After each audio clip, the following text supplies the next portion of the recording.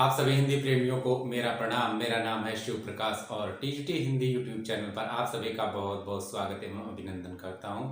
पिछली कक्षा में आप लोगों ने देखा था, हम लोग संज्ञा के प्रकार देख रहे थे, जिसमें से 4 प्रकार की संज्ञाओं के बारे में हम लोगों ने पढ़ लिया था। आज का जो हमारा यह सेशन है, यहाँ पर हम लोग एक बचा हुआ जो भाग था संज्ञा का, जो कि था हमारा भाववाचक संज्ञा, उसी के बारे में यहाँ पर हम लोग देखेंगे। उम्मीद करता हूँ जो भी कुछ मैं यहाँ पर आप लोगों को बता रहा हूँ वह आप लोग काफ़ी अच्छा समझ पा रहे होंगे। यदि आपको कोई डाउट होता है तो आप लोग हमें कमेंट बॉक्स में कमेंट करके बता सकते हैं। साथ ही दोस्तों, आपसे अनुरोध करना चाहूँगा कि आप लोग इस वीडियो को ज़्यादा से ज़्यादा शेयर करें, ताकि हम लोग हिंदी को और भी समृद्ध और सुदृढ़ बना सकें। तो शुरू करता हूँ आगे इस वीडियो को। तो दोस्तों, जैसा कि आप लोग देख पाएंगे, यहाँ पर हमने भाववाचक संज्ञा के अंतर्गत यहाँ पर थोड़ा सा लिख दिया है, ताकि आप लोगों का समय बचे। तो दोस्तों, जिस संज्ञा से पदार्थ में पाए जाने वाले गुण, धर्म, अवस्था का बोध होता है, वही हमारा भाववाचक संज्ञा होता है। यहाँ पर हम पहले तो देख लेते हैं भाववाचक संज्ञा। जैसा कि आप लोग यहाँ पर देख पा रहे हैं, जैसे कि लिखा हुआ है भाववाचक संज्ञा। तो भाव, अब भाव क्या है? तो भाव मतलब हमारी जो भावनाएं हैं। भाव के अंतर्गत एक तो हमारी भावनाएं आ जाएंगी, जिसमें कि आप देखेंगे जैसे क्रोध, क्षमा, दया, प्रेम आदि।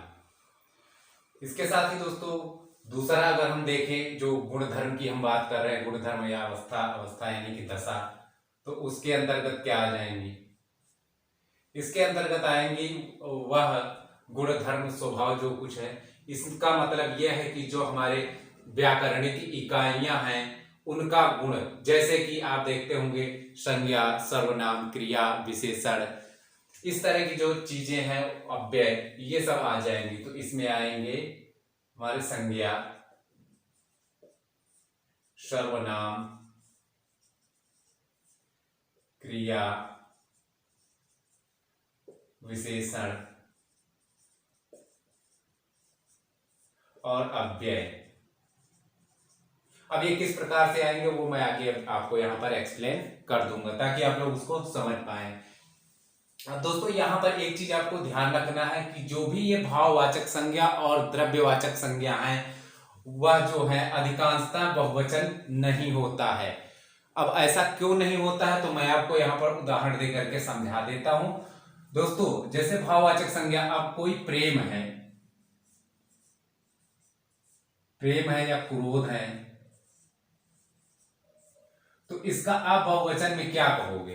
तो वास्तव में आप लोग वो यही कहेंगे प्रेम। मतलब अब प्रेम का हम प्रेमो तो कह नहीं सकते हैं, ऐसा कुछ है नहीं। उसी तरह से क्रोध को भी हम लोग क्रोध ही कहेंगे, तो इसका कोई बहुवचन नहीं होता है। ठीक इसी प्रकार से अगर हम दूसरा यहाँ पर जो द्रव्यवाचक संज्ञा के बारे में यहाँ पर हमने कहा है, तो दोस्तों द्रव्य में क्या है? जैसे कि पानी,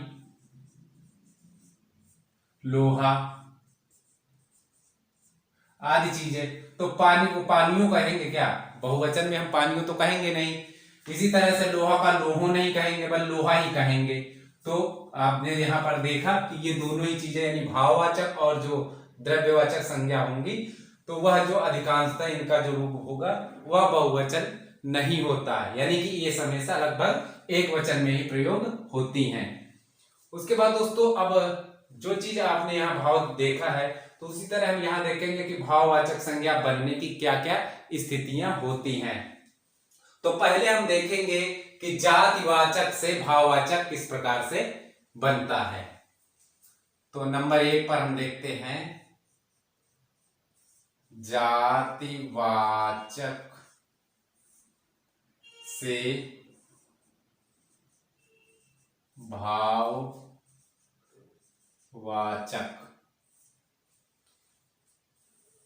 एक तो स्थिति ये बनी। अब इसमें आप लोग देखेंगे, जैसे हम यहां पर लिख देते हैं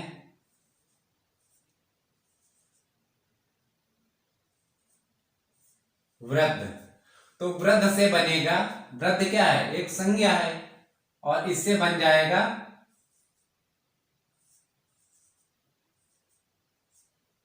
वृद्धावस्था।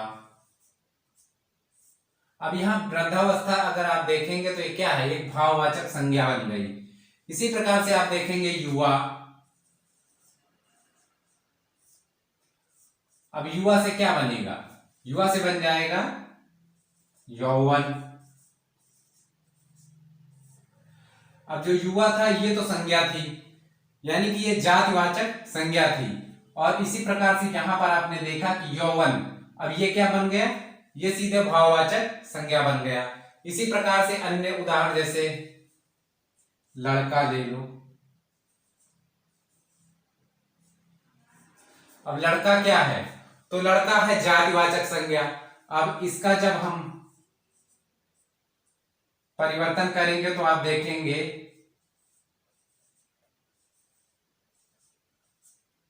ये बन जाएगा लड़कपन। तो आपने देखा लड़का था जातिवाचक संज्ञा, और जब इसका भाववाचक संज्ञा बनाया गया तो लड़कपन बन गया। ठीक इसी प्रकार से आप लोग देखेंगे जैसे क्रूर है, तो ये क्रूर क्या है, तो क्रूर का मतलब जातिवाचक संज्ञा। अब इसका हम भाव देखेंगे, यानी कि भाववाचक का संज्ञा में हम परिवर्तन करेंगे तो क्रूरता हो जाएगा।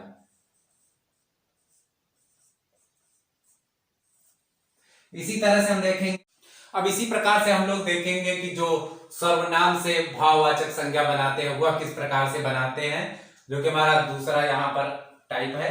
तो दोस्तों यहाँ पर जैसे कि आप लोग देखेंगे कि निज, अब इतना तो आप लोग जानते ही हैं कि सर्वनाम किसे कहते हैं, वे शब्द जो कि संज्ञा के स्थान पर प्रयोग किए जाते हैं। तो निज, निज मतलब स्वयं के लिए यहां पर कहा गया है, यानी कि सर्वनाम है। तो इससे जब हम भाववाचक संज्ञा बनाएंगे तो क्या हो जाएगा, एक तो हो जाएगा निजत्व, और दोस्तों इसमें दूसरा हम क्या लिख सकते हैं, तो वो हो जाएगा निजता, या फिर निजता कर लो। ये क्या है, ये तो ये बन गई भाववाचक संज्ञा। ठीक इसी प्रकार से अगर हम दूसरा उदाहरण यहां पर देखें तो वो हो जाएगा मम। अब मम से क्या बनेगा, तो ये मम सर्वनाम से आप देखेंगे तो इससे बन जाएगा ममता, दूसरा ममत्व। तो आपने देखा कि भाववाचक संज्ञा में ये दोनों शब्द बन जाएंगे, ममता और ममत्व। इसी तरह से आप देखेंगे कि यदि हम अपना शब्द देखें, अपना, ये भी सर्वनाम है।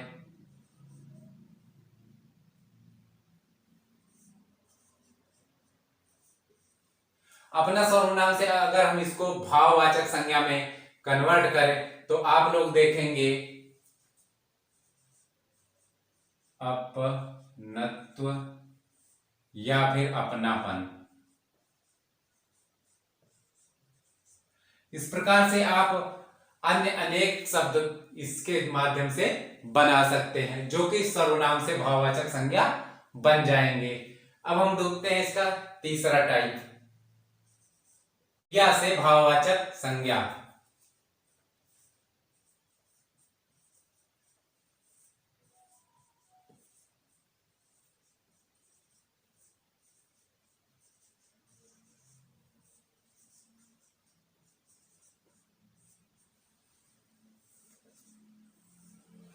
अब इसके अंतर्गत हम जो क्रिया है, क्रिया से हम भाववाचक संज्ञा बनाएंगे। तो क्रिया में आप लोग देखेंगे जैसे कि हिचकिचाना।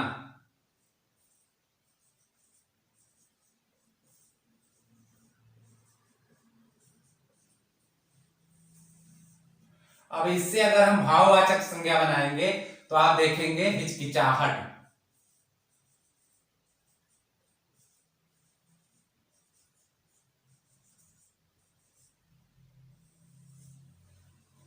और इसी तरह से हम देखेंगे जैसे कि लजाना।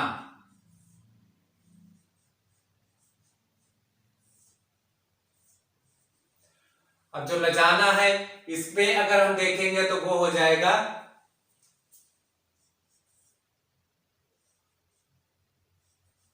लज्जा। इसी तरह से हम अगर दूसरा ले जैसे कि घबराना,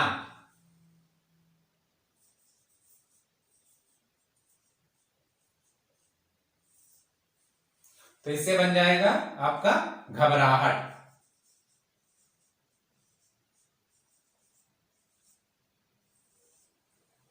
इसी प्रकार से मुस्कुराना,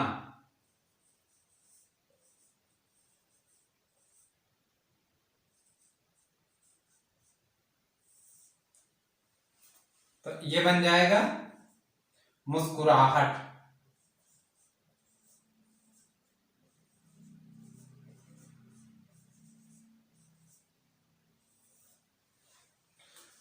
तो आप लोगों ने देखा इसी प्रकार से क्रिया से जो भाववाचक संज्ञा बनती है वह इसी प्रकार से बनती हैं। अब हम देखते हैं यहाँ पर विशेषण से भाववाचक संज्ञा किस प्रकार से बनती है।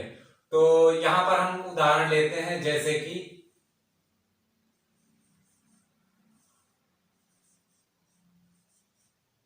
ईमानदार। अब इससे जब भाववाचक संज्ञा बनेगी तो हो जाएगी वह ईमानदारी। इसी तरह से आप देखेंगे बेईमान, तो बेईमान में हो जाएगा बेईमानी।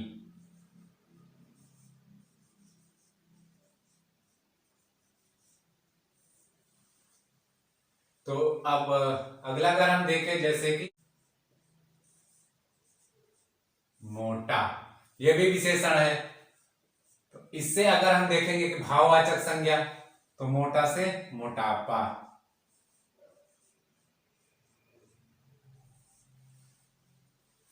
सुंदर,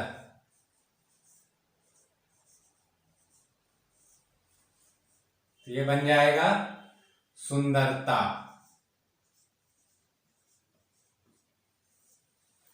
इसी तरह से हम देखेंगे कुरूप,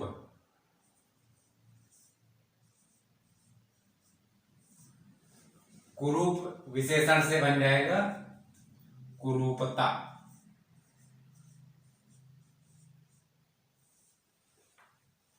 इसी प्रकार से और अगर आप देखना चाहते हैं तो जैसे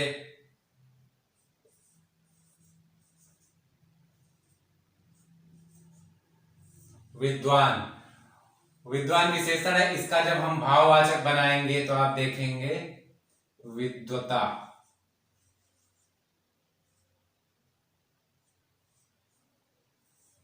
विद्वता हो गया।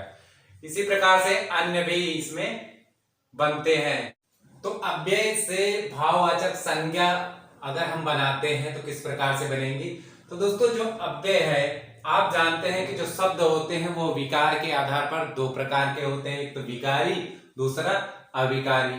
तो यहाँ पर सबसे पहले तो हम ये देख लेते हैं जो विकारी होते हैं तो उनके आधार पर।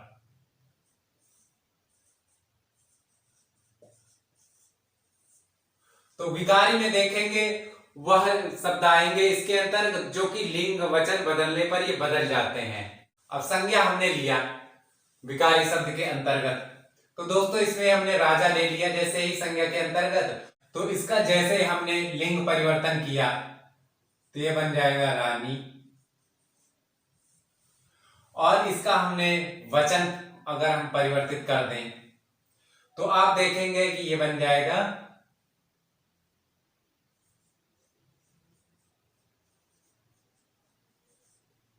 राजाओं। तो इस प्रकार से आपने देखा विकारी शब्द है जो वो किस प्रकार से चेंज हो जाते हैं। इसी प्रकार से संज्ञा के बाद हम देखेंगे सर्वनाम।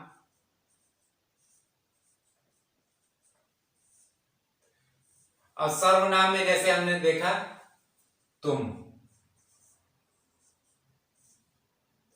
अब तुम का जब हम लिंग परिवर्तन करेंगे तो क्या हो जाएगा,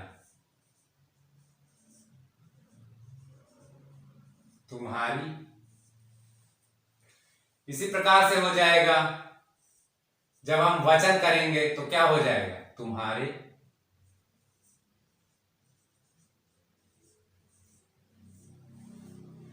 इसी तरह से हमने सर्वनाम के बाद में अब हम देखेंगे यहां पर विशेषण के बारे में।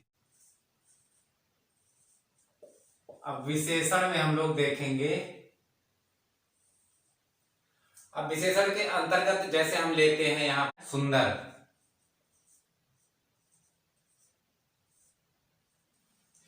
अब इस सुंदर को हमने क्या किया कि इसका लिंग परिवर्तन किया, तो क्या बन जाएगी, सुंदरी। और वहीं अगर हम इसका वचन परिवर्तित करें तो ये बन जाएगा सुंदरियां।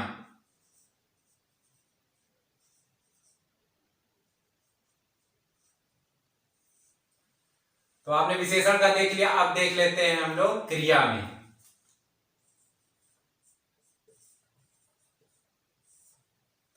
क्रिया के अंतर्गत आप देखेंगे जैसे हमने खाया,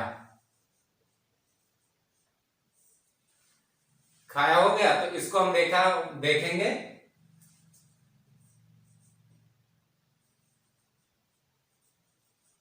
खाई, तो हो जाएगा खाई अगर हमने लिंग परिवर्तन किया। और जब हम इसका वचन परिवर्तन करेंगे तो क्या हो जाएगा,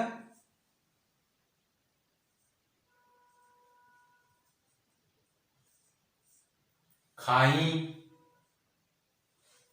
तो इस प्रकार से आपने यहां पर देखा कि हमने विकार शब्द, जो विकारी शब्द थे, उनके आधार पर आपने देखा कि यहां पर किस प्रकार से परिवर्तन हो रहा है। ठीक उसी प्रकार से हम लोग देखेंगे कि जो अविकारी शब्द हैं उनमें किस प्रकार से यह जो भाववाचक संज्ञा है कैसे बनती है। तो यहां पर हम डाल देते हैं।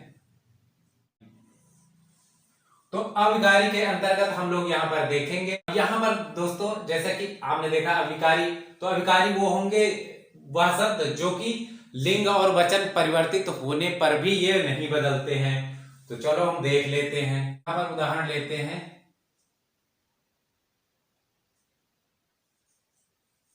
गाय ने भर पेट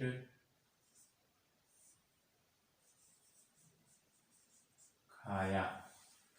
तो इसका हम जब लिंग परिवर्तन करेंगे तो आप देखेंगे गाय को हो जाएगा बैल ने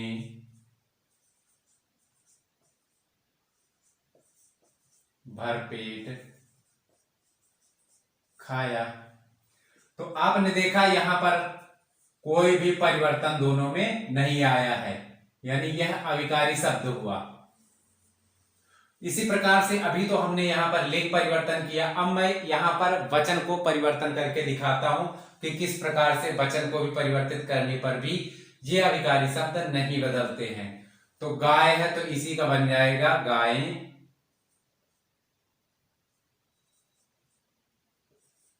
गायों,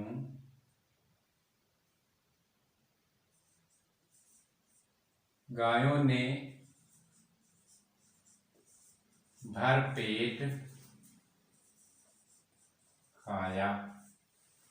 आपने देखा जैसे हमने इसका बहुवचन बना दिया तो भी यह जो अविकारी शब्द है यानी कि जो भरपेट है यह बिल्कुल भी नहीं, इसमें कोई परिवर्तन आया। ठीक इसी प्रकार से हम अगर बैल का ले लें तो हो जाएगा बैलों ने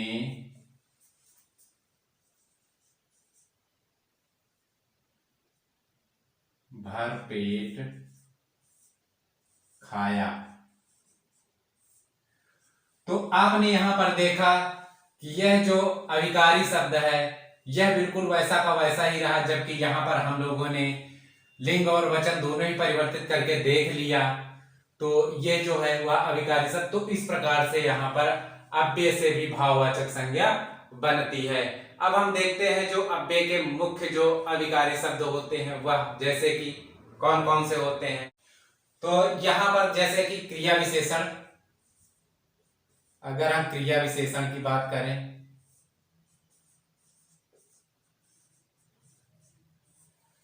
एक तो क्रिया विशेषण हो जाएगा और दूसरा हो जाएगा संबंध बोधक।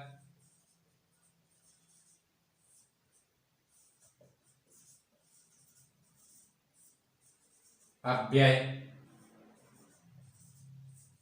और तीसरा हो जाएगा हमारा समुच्चय बोधक अव्यय। और चौथा हमारा हो जाएगा विषमयादि बोधक विषमयादि बोधक अव्यय। इस प्रकार से आपने देखा है, हमने यहाँ पर जो अव्यय से भाववाचक संज्ञा बनती है उसके बारे में। तो हमारा यहाँ पर जो संज्ञा से संबंधित यह चैप्टर था वह समाप्त होता है। उम्मीद करता हूँ जो भी कुछ हमने यहाँ पर आप लोगों को समझाया वह आप लोग भली बात समझ गए होंगे। यदि आपके मन में अब भी कोई डाउट है तो आप लोग हमें कमेंट बॉक्स में कमेंट करके बता सकते हैं। साथ ही यह वीडियो कैसा लगा इस बारे में भी हमें बता सकते हैं। साथ ही आपसे अनुरोध करना चाहता हूं कि वीडियो को लाइक करके इसे शेयर जरूर करें ताकि हम लोग इस मंच को और भी बड़ा कर सकें और हिंदी को समृद्ध और सशक्त बना सकें। तो मिलता हूं एक ऐसी ही आने वाली कक्षा में। तब तक के लिए जय हिंद जय भारत। वीडियो देखने के लिए आप सभी का बहुत बहुत